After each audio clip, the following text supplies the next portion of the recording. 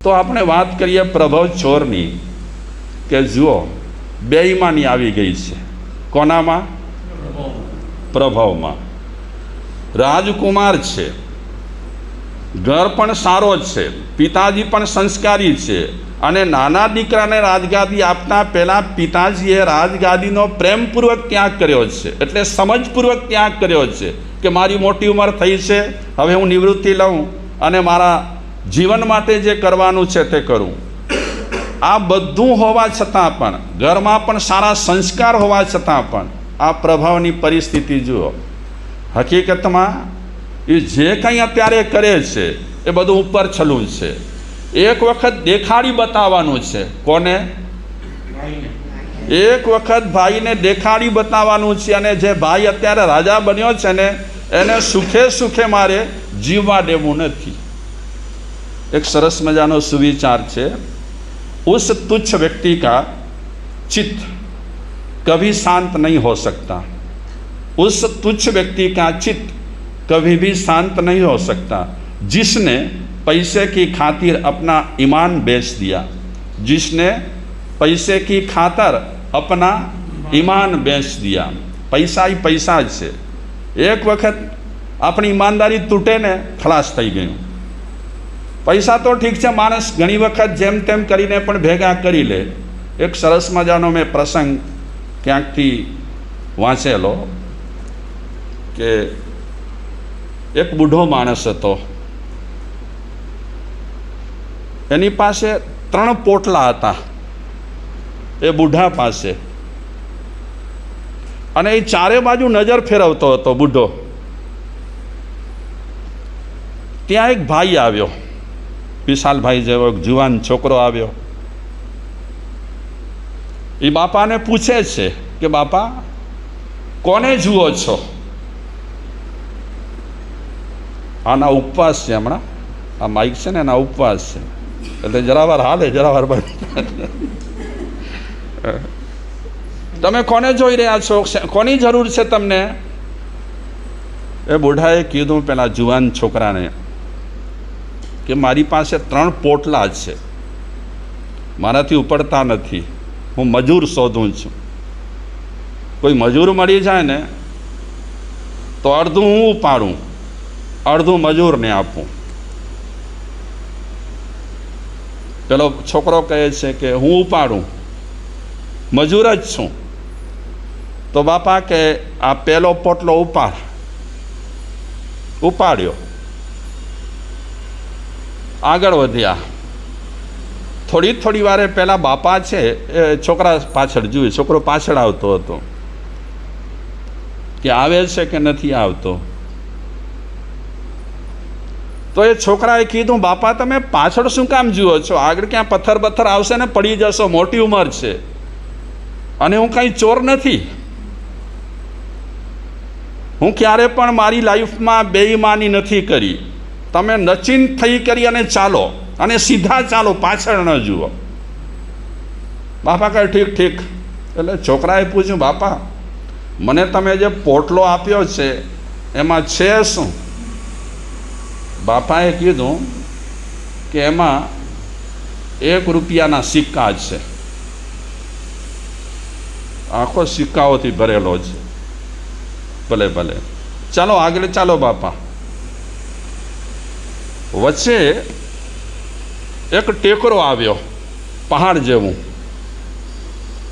બાપા પહાડ જુએ છે, આ 2 પોટલા મારે ઉપાડવાના છે, પહાડ ચડવું છે, 2 પોટલા મારી સાથે હશે તો પહાડ કેમ ચડાશે? એટલે બાપા પહેલાં મજૂરને પૂછે છે કે 1 પોટલો તો મેં આપ્યો, આ બીજો પોટલો તો હું ઉપાડીશ. પેલો છોકરો કહે છે હું તો જુવાન છું, એકને બદલે 2 પોટલા ઉપાડી લઈશ, એક ખભા પર, બીજો બીજા ખભા પર. બેનતાણું નક્કી કર્યું. બીજો પોટલો પણ છોકરાએ ઉપાડ્યો. પછી પહાડ ચડ્યા બંને જણા. પહાડથી નીચે ઉતર્યા પાછળ બાજુથી. તો પહાડથી નીચે ઉતર્યા પછી છોકરાએ પૂછ્યું કે બાપા આ બીજો જે તમે પોટલો આપ્યો છે એમાં શું છે? તો બાપા કહે છે એમાં ચાંદીના સિક્કા છે. ઠીક, મારા પર ભરોસો રાખજો. મેં મારી લાઈફમાં ક્યારે પણ ખોટું લીધું નથી અને સાચું કરનારો માણસ છું. બાપા કહે ભલે હું ચાલું તું ચાલ પાછળ. પછી આગળ નદી આવી, પાણી બહુ હતું. બાપા વિચારે છે એક પોટલો લેવું, નદી પાર કરવી મારા માટે મુશ્કેલ છે. એટલે મજૂરને કહે છે કે નદી પાર કરવી છે, મારાથી પોટલો ઉપાડીને નદી પાર નહીં થાય, તું ઉપાડીશ? પેલો છોકરો કહે છે હું તો જુવાન છું, 2 પોટલા ખભા પર છે, 3જો પોટલો માથા પર મૂકીશ. દો. બાપાએ 3જો પોટલો આપ્યો. પછી નદી પાર કરી, પહેલે કિનારે પહોંચ્યા એટલે છોકરો પૂછે છે બાપાને કે આ 3જા પોટલામાં શું છે?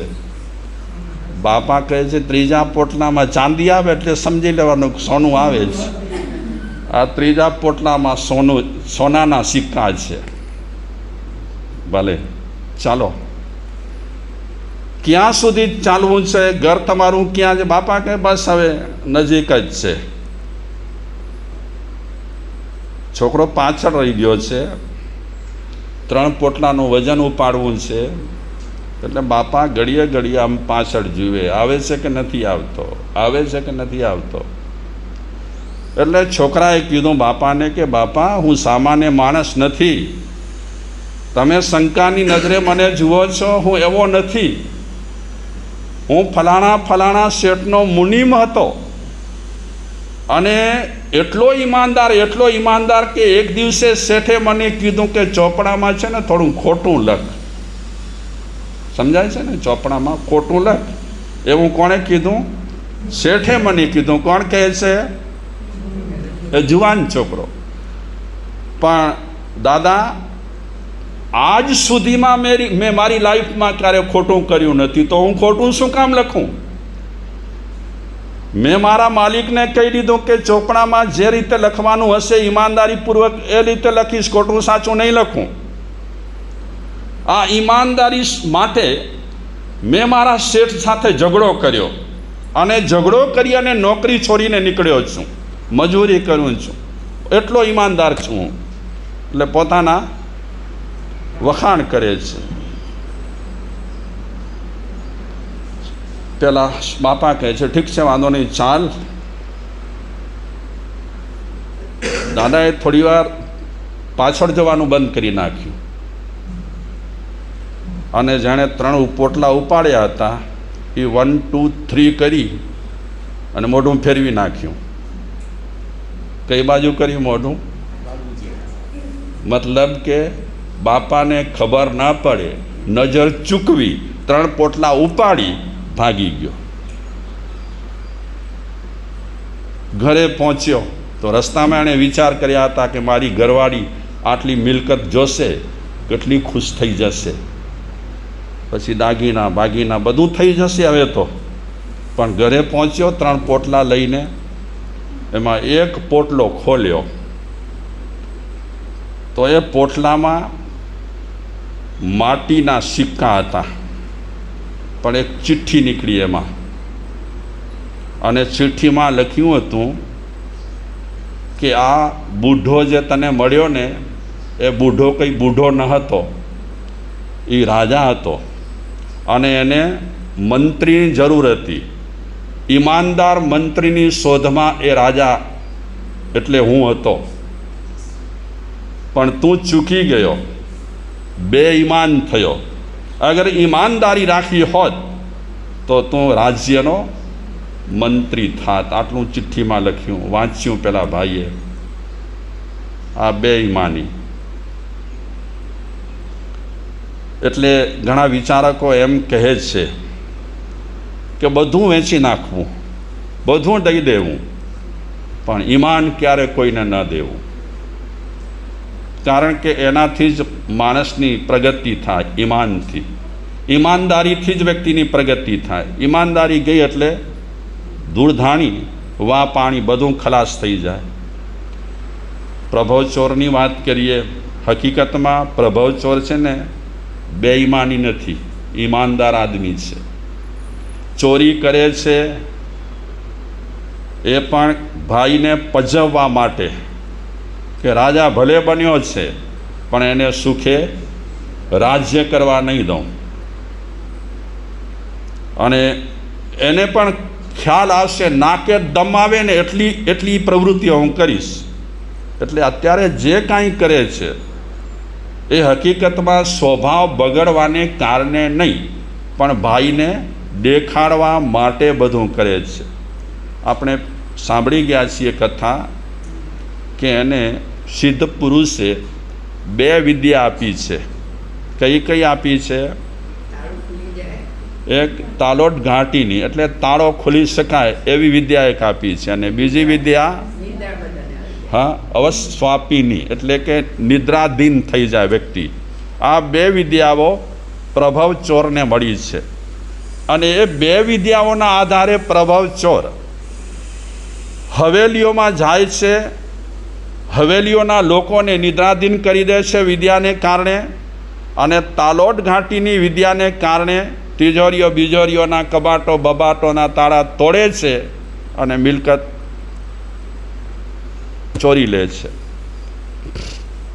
વાત થોડીક આવું થઈ ગઈ છે, તે છતાં યાદ દેવડાવું. મિલકત એને મળવા લાગી, પૈસો મળવા લાગ્યો, એટલે લોકોને આપવા લાગ્યો. માણસોને 2-3 ચીજો ખપે, રોટી, કપડાં, મકાન. તમે દઈ શકતા હો તો માણસો પહેલાંના મટી કરી અને તમારા થઈ શકે છે. લોકોનો આ નિયમ છે. આજે આપણે કહીએ છીએ ક્રિશ્ચિયનો ધર્માંતર કરાવે છે, હકીકતમાં ફોર્સ સાથે એ ધર્માંતર કરાવતા નથી, પણ એ વ્યવસ્થા આપે છે લોકોને. એક મેડિકલ વ્યવસ્થા, નંબર 2 શિક્ષણની વ્યવસ્થા, નંબર 3 કોઈની પાસે અભાવ છે તો વ્યવસ્થા કરી આપે છે. આ 3 વસ્તુને કારણે સ્વાભાવિક રહેલો છે. આજે આપણા જૈન સમાજમાં પણ સંપ્રદાયવાળા એક સંપ્રદાયમાંથી બીજા સંપ્રદાયમાં જાય છે, એમાં પણ લોકોને કાંઈક ને કાંઈક મળતું રહેતું હોય છે. એક ઠેકાણે આકર્ષણ ન દેખાયું, બીજે ઠેકાણે આકર્ષણ દેખાયું, એટલે માણસ તરત જ પક્ષ પલટો કરી નાખે. આ તો માણસની સ્વાભાવિક એક શું રહેલી છે? પ્રકૃતિ રહેલી છે. અને ક્યારેક કયો માણસ કયા છાબડામાં બેસે એ કાંઈ કહેવાય નહીં. માણસને શું ખપે? આજે આપણા જૈન સમાજમાં પૈસો ખૂબ છે, પણ આ 3 વ્યવસ્થા જૈન સમાજમાં કરનાર કોણ છે? કોણ કરનાર છે? રત્નમાં પૈસો ખૂબ છે જૈન સમાજ પાસે, છે ને?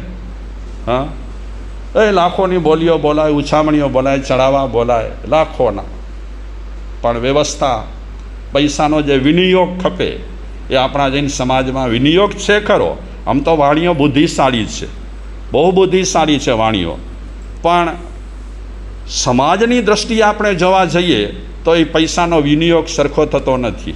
અગર પૈસાનો વિનિયોગ સરખો થાય, મેડિકલ ક્ષેત્રે, શિક્ષણ ક્ષેત્રે જૈન સમાજ જડબે સલાહ ઘણી બધી વ્યવસ્થાઓ કરે, તો આજે સ્વાભાવિક રહેલા છે કે લોકો ખેંચાયા વગર ન રહે. આજે આપણી જૈન સંસ્થાઓ એટલી મોટી રહેલી છે કે જે સંસ્થાઓ પાસે કરોડોના, શાંતિલાલભાઈ શું છે? હા, કરોડોની એફડીઓ છે. બોલો, મેડિકલ સેવા પણ જૈન સમાજ તરફથી થાય છે, નથી થતી એવી નથી, પણ અંતરિયાળ ગામોમાં જે વ્યવસ્થા થવી જોઈએ એ જૈન સમાજ તરફથી અંતરિયાળ ગામોમાં વ્યવસ્થા ક્યાંય પણ પ્રાય કરીને નથી. આજે આપણે ગાઈએ છીએ, આપણે નાચીએ છીએ, આપણે વગાડીએ છીએ, બાકી નહીં. આપણે આપણા સમાજ પૂરતું કરીએ છીએ, સિવાય કોઈના માટે આપણે કાંઈ ખાસ કરતા નથી. છે થોડી હોસ્પિટલો કે જે જૈન સમાજ દ્વારા ઘણાને સેવાઓ અપાઈ રહી છે, પણ એકદમ પૈસાની દૃષ્ટિએ જોવા જઈએ તો ઓછામાં ઓછી સેવા છે. તો મૂળ બધા પર આવી જાઉં. ધર્માંતર કરાવવું ન કરાવવું, જો કે જૈનો છે ને પહેલેથી ધર્માંતર કરાવવામાં માનતા નથી. શિખરજીની પાસે પેટરબા છે, ત્યાં જે મહારાજ રહેતા હતા, એ કહેતા હતા ક્યારે પણ લોકોને ધર્માંતર કરાવવો નહીં. કારણ કે માણસ એક સંપ્રદાયમાંથી બીજા સંપ્રદાયમાં જશે એટલે એનામાં કટ્ટરતા આવશે, અને કટ્ટરતા આવ્યા પછી એ ઝેર ઓગશે. એટલે બને ત્યાં સુધી ક્યારે પણ એ ટ્રાય કરવી નહીં. તમે જે સંપ્રદાયને માનતા હો, ગચ્છને માનતા હો, મતને માનતા હો, એને માનો, પણ બીજા સામે તમે ક્યારે પણ વેર ઊભું ન કરો. તો પ્રભાવ અત્યારે બધી પ્રવૃત્તિઓ કરે છે. ચોરી ચપાટીમાં જે એને ખપે, હથિયારો બથિયારો, બીજું ત્રીજું બધું કરે છે, પણ એ પૈસાનું વિતરણ પણ કરે છે. કોને આપે છે પૈસા? ગરીબોને પૈસા આપે છે, જેને જરૂરિયાત છે તેને આપે છે. નાલાયક માણસો જેને આપણે કહીએ છીએ, એ નાલાયક માણસોમાં પણ ઘણી વખત માનવતા છુપાયેલી હોય. આ તો આપણે આપણી દૃષ્ટિએ એમને કહીએ કે આ લાયક નથી, નાલાયક છે, પણ ઘણી વખત ઘણા એવા જેને સમાજની દૃષ્ટિએ સમાજના લોકો તુચ્છ કહેતા હોય, પણ એ કાંઈ ને કાંઈ કોઈને કોઈ મદદ કરતા રહેતા હોય. મેં પહેલાંય કીધું હતું કે ચંદન ચોર વીરપ્પન, વિશાલભાઈ ક્યાં થઈ ગયો? મૈસૂર બાજુ. એ ચંદન ચોર વીરપ્પનને આજે પણ માનનારા લોકો રહેલા છે એ એરિયામાં, બહુ જ માને છે. કારણ કે ગરીબ લોકોને એ ખૂબ મદદ કરી છે, સારી રીતે મદદ કરી છે, રોટી કપડાં વગેરેની મદદ કરી છે. એટલે એનું મૃત્યુ પછી પણ એમ કહીએ કે એનો એક પંથ ઊભો થઈ ગયો છે કે જે વીરપ્પનને માની રહ્યા છે. એ રીતે આ પ્રભાવ ચોર પણ ગરીબ લોકોને આપે છે ઘર તળ વગેરે, અને ઘણા લોકો એના તરફી પણ થાય છે કે ਅਸੀਂ તો ભેગા આવ્યું, કંઈ પણ મદદ હોય તો કહેજે. તો ધીરે ધીરે ધીરે ધીરે એની ગેંગ વધવા લાગી, અને વધતા વધતા વધતા પૈસો છે ને બધું કરાવે. પૈસાથી શું ન થાય? હા, પૈસાથી શું નથી થતું?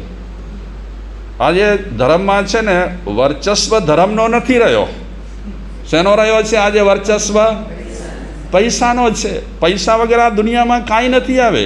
પૈસા ફેંકો ખુશાલભાઈ, અને તમાશા દેખો અને ઊંઘ છોડો. હા, પૈસા વગર દુનિયામાં છે શું? તમે પર્યુષણના દિવસોમાં ઘરેણાં શું કામ પહેરો છો? કોને? હા, શું કામ? પછી આમાં હમણાં મુંબઈમાં લૂંટ કાંઈક થયું ને, ગડબડ પ્રતિક્રમણમાં આવ્યા ને, પકડાઈ ગયા. એનો આપણને રાજીપો છે, ખુશી વ્યક્ત કરે કે એ બાયું પકડાજી ભયું. પણ એ બાઈઓ શેને જોઈ કરી અને આ બધું કર્યું? હા,